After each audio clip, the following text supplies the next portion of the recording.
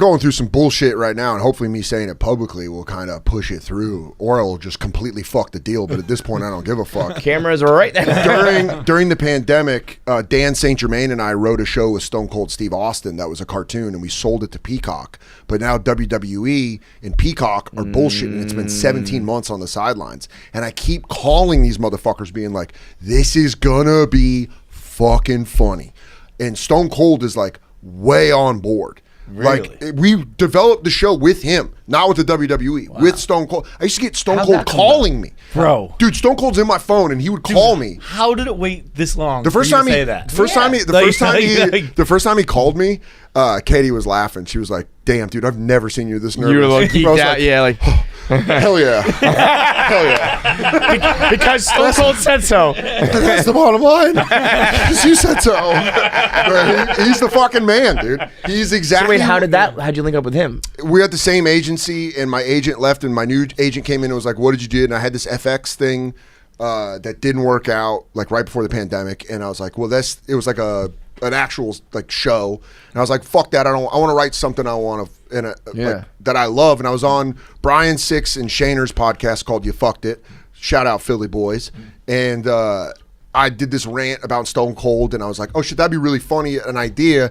And then St. Germain and I write together, and it was like, "Yo, we should write the show." We wrote it, and my agent was like, Stone Cold's at this agency. We can set up a Skype. This was everything with Skype, or whatever it is, Zoom meeting. I love that. I still say Skype. Yeah, and we had a Zoom meeting I had a Zoom meeting with Stone Cold and pitched it, and then I sent him everything, and he was like, "Hell yeah, man, let's do it." And he would call me to like talk about stuff, and it was like the notes, plot or whatever. Yeah, like what he thought, what he thought would do this about Stone Cold. I don't want to give it away too much because that's what we're dealing with WWE right now. Is we're kind of being like, don't take our fucking show and do it yourself, right? Because you're gonna make it fucking corny, right? It's dark and weird. That's why Stone Cold liked it. He was like, "Y'all are funny as hell, man." And he's the fucking man. And we've had this show, and it's a great idea, and like he loves it, and the WWE was like kind of like, well, we want to be creatively involved, and we're like, nah, we want to write this show, and Peacock bought it because they like this show, and it's just been in gridlock. And so you see this bullshit of the business of like,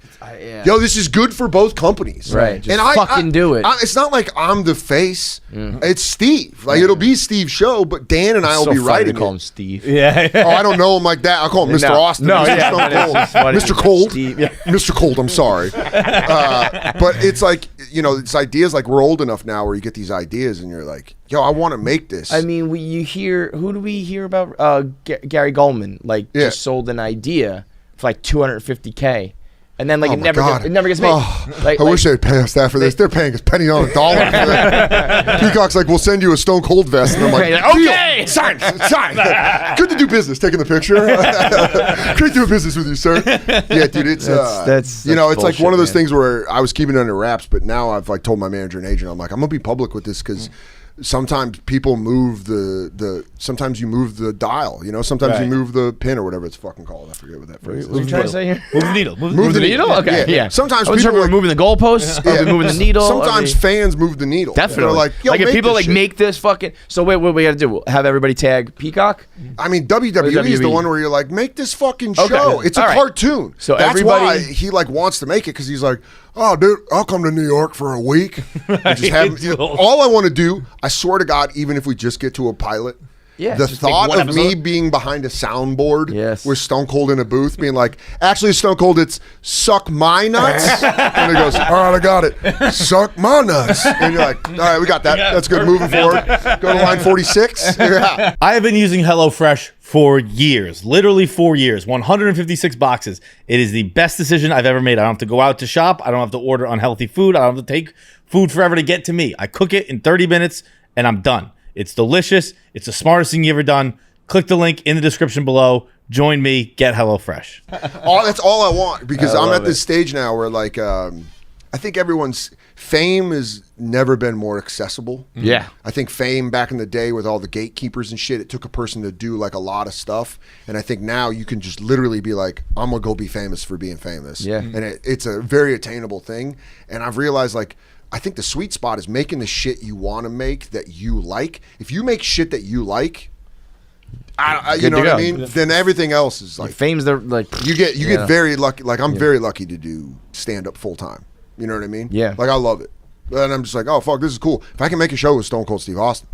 It's bucket list shit. It's bucket list shit. That's exactly it. It's bucket list shit that I didn't even know was on my bucket list because I never even thought it was attainable. Possible. And now it's like, oh shit. And it's like weird, you know, you get calls from agents and they're like, so they want you to host a game show on Nick at Night where you get your dick kicked in by sad, lonely moms. And you're like, I don't want to do that. And you're like, all right, it's a job. And you're like, I don't want to do that. Like, fuck that. I want to make shit that like I would want to watch. And so, yeah. It's so everybody tweet at Peacock TV or whatever their handle is. At WWE. At Peacock and at WWE and say, we want Dan Soder's Stone Cold cartoon. Put it to air. Figure it the fuck out. I'm going to get a call that's like, we're taking that out. It's off. Son of a bitch. They're doing it with The Rock and it's not as good. Yeah, it's like, you know, it's just something where I was like, damn, dude, I really want to make this shit. And that wouldn't even put me over. It wouldn't help my stand up. It would just be a thing where you're like, fun to do. Fuck yeah. It would just be like a thing where you're like, I could pour myself into this thing.